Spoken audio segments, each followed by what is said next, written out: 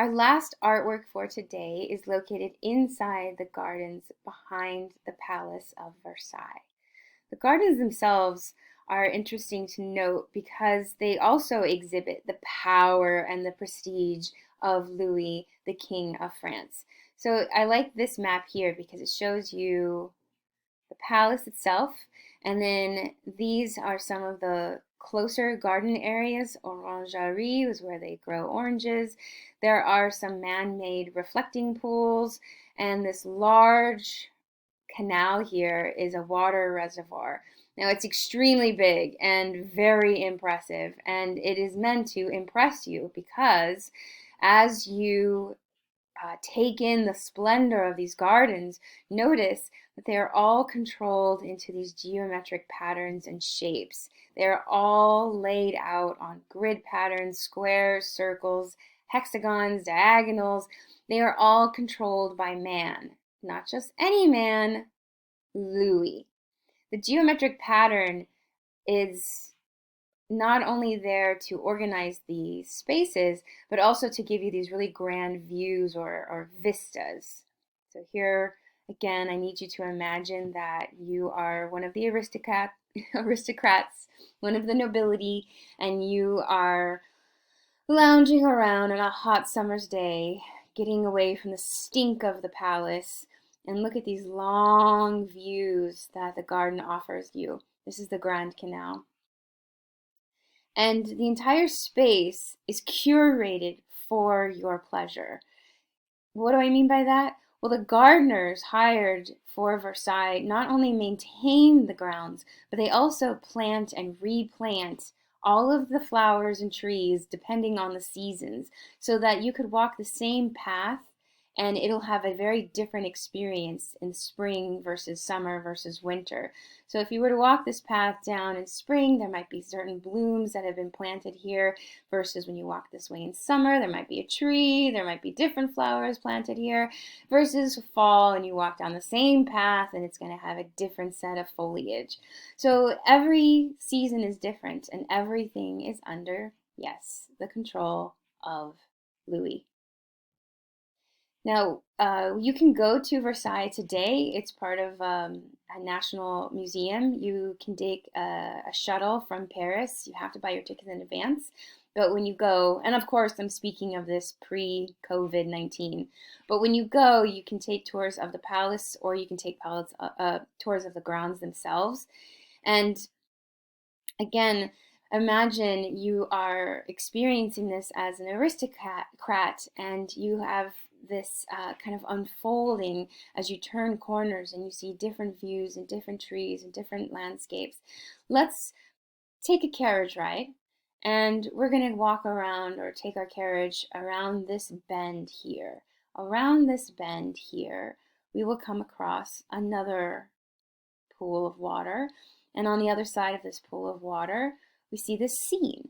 So you see what I mean about how the whole landscape is there or curated to hide and reveal these magical spaces for you. Now this little area here, imagine it would have been open and there would be a quartet of musicians just playing randomly in the middle of the garden in the middle of the day as you happen or stumble upon this scene. Let's say we want to go talk or plot against the king. And we're going to just gossip. So let's walk around this grass and there's a little area, this little rocky space right here. And then we come upon it. Oh, what? There's statues. Looks like there's some statues of two horses and there's something going on. Guess what? It's your next work of art. Huh? Yes, this is by François Giraudon and Thomas Regnaudin. And the artwork we just stumbled upon here is the Apollo attended by nymphs in the Grotto of Thetis. So a grotto is a wet, rocky area, and that's exactly what we see, right? This waterfall effect of tumbling waves, and they fall into that pool. And so we have our grotto, and then the statue here is telling us, 1, 2, and the third out of view is telling us what is happening. Apollo attended by nymphs. Let's just jump over there. Let's just hop, skip, jump onto the grotto.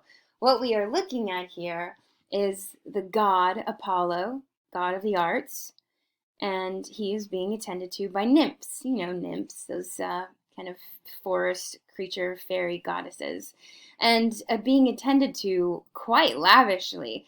It looks as if he's stopped his horses here for a rest. We see two horses and two horses.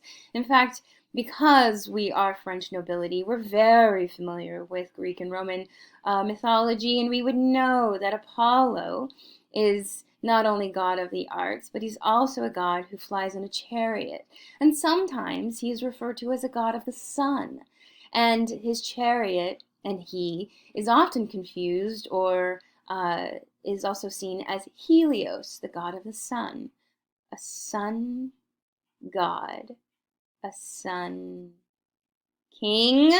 What?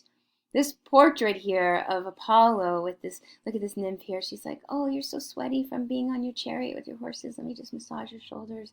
And she's bringing her fresh water. Maybe she's going to, give him a hand massage and clean his fingernails. And then, these two women here are bathing his feet.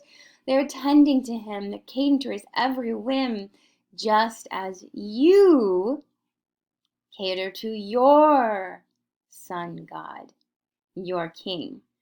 Oh man, even in the gardens, you cannot get away from Louis. He's everywhere.